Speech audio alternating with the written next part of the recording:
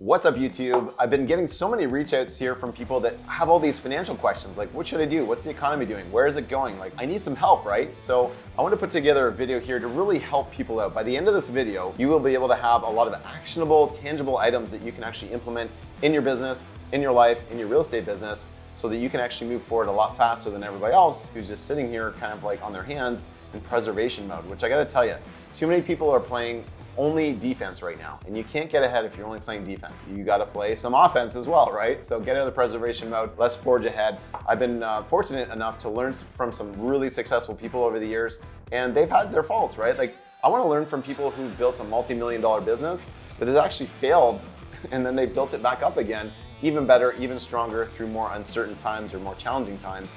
Those are the playbooks that I want to get from people. I'm going to be paying it forward to you all here today. So make sure you watch right to the very end of the video here. Fortunately, I've been able to make a lot of good decisions when it's come to finances over the years. So knock on wood, haven't made too many big mistakes. For the most part, they've all been really good.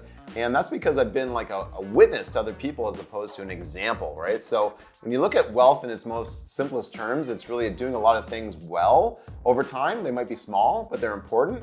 Keeping commitments to people, doing what you say.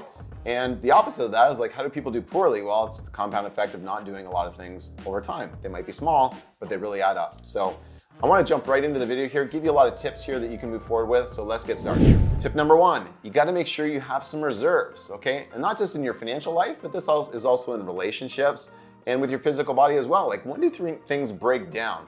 Things tend to break down when there just isn't enough reserves, right? You don't have enough flexibility. You don't have enough gunpowder in the bank, right? You haven't made enough deposits in that relationship, and then you try to take a big withdrawal, and like it literally just breaks things. So what are some things that you can do to make sure you have more reserves? Well, if you have some equity in any of your properties right now, or if you know that you have some lines of credit that you can increase, I'd recommend going to tap into those right now while you still can. Because guess what? When you actually want it, you may not be able to get it, okay? So make sure that you're doing it now while you can.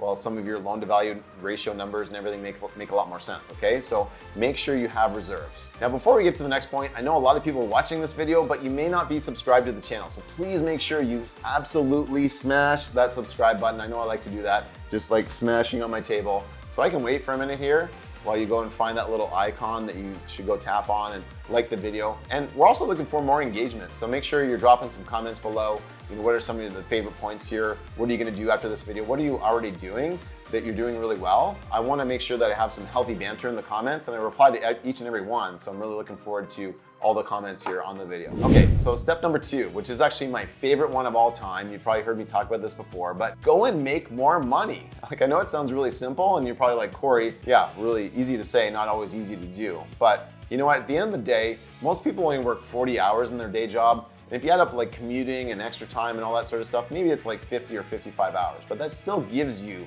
like another 40 or 50 waking hours where you can actually go and be a bigger value to the world, right? Go and serve more.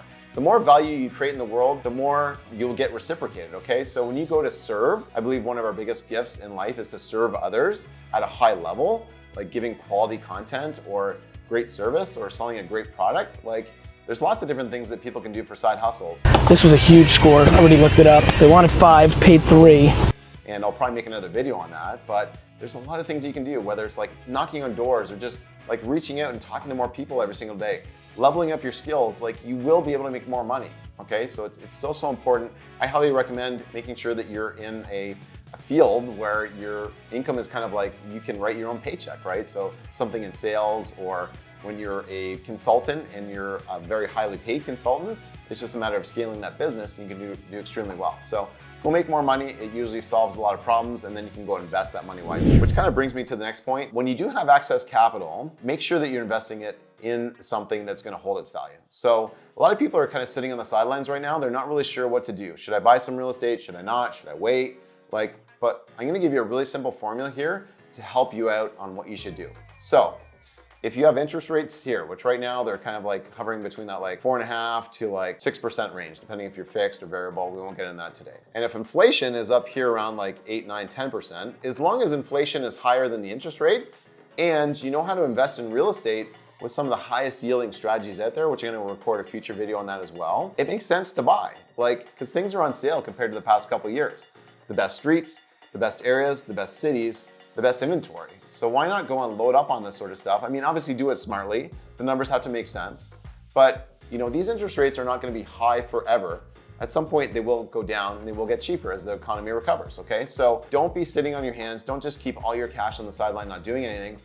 Go and invest it. Go put it into something. And if you want to be more in and out of things, I mean, do short-term loans or just buy assets that are going to hold their value, right? Don't get into volatile things. If you're not a stock trader, don't get into stocks. If you don't know anything about Bitcoin, don't get into Bitcoin, okay? But make sure your money is doing something. So for example, if you have like $1 million sitting on the sidelines and inflation is like 8% a year, like literally you're kissing away like tens of thousands of dollars every year. Like I'd rather go and invest it in something and turn my money over on a regular basis to make sure it's still growing. All right, time to have a talk here. If you're buying luxury items, vanity items, you gotta stop doing it, okay?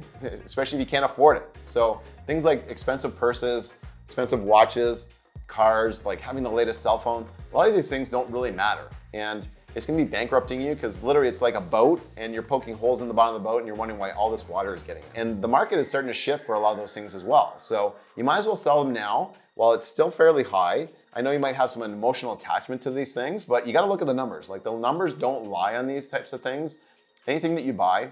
So you could sell it now at the peak and buy it back later when it's a lot lower and the market's literally stabilized, okay? Because a lot of these things are supply and demand.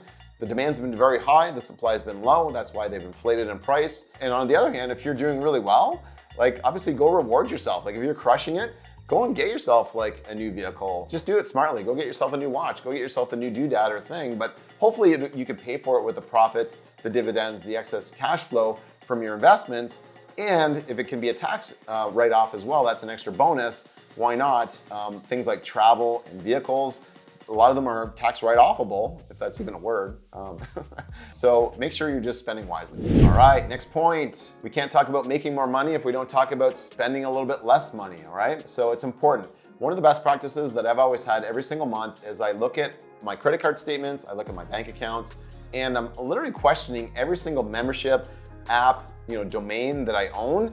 And do I actually need it? Like, is it just something I wanted? Did I want it at the time? Now I don't need it anymore. I'm not afraid to cut the fat every single month. I don't obsess over this sort of stuff, but I think it's important to check in because again, like getting wealthy, it's that compound effect of doing these little things right over time, okay? So it's important. Look at all your expenses, question them. And if you're earlier on, like if you're younger and you need to be a little bit more frugal, by all means, like be frugal. But I also think that, making more money will solve your problems too. I don't want to see people just eating like canned tuna for the rest of their life. Like you also have to enjoy life a little bit as well. So cut the expenses so that you can actually do things like reinvest the money and enjoy yourself a little bit. All right, next point here, point number 6. I'm sure you're gonna get some heat on this one, but hire great talent. And you're probably thinking like, Corey, why would I hire talent when I'm supposed to be saving money? So let me explain to you, okay? Right now, what happens in a recession? What happens in a down economy? Well, there's gonna be more layoffs, right? Unemployment rates are gonna be higher. So that means that the best talent is actually on sale. Like people might be willing to work for a little bit less or work harder or be better in their roles when they come to work for you. Some of the best businesses have always been forged through more challenging times, okay? If you think of some of the most strongest brands out there like Nike, Disney, Apple, Microsoft, even Uber and Airbnb were grown through slower economies. So why not double down on talent? It's actually one of the only ways that you're gonna grow is by bringing talent on your team, especially if you have like a business or a product that's expandable, which 99% of businesses are. I'm sure you're not like the CEO of Pepsi or something like that, or Coca-Cola, that are very mature products and harder to grow. So for you, go out there and get some extra talent. If you don't have VAs and if the talent on your team isn't all top notch, then look at replacing some of your talent with some of the other talent that you can find out there in the field. So go hire great talent. You won't regret it. Train them, onboard them really well, challenge them, make sure they can maximize their pay plan and go from there. You won't regret it. All right, everybody, we're rounding the corner here, and number 7 is gonna be like, make sure that you run your numbers at a higher rate. Okay, so let me explain here.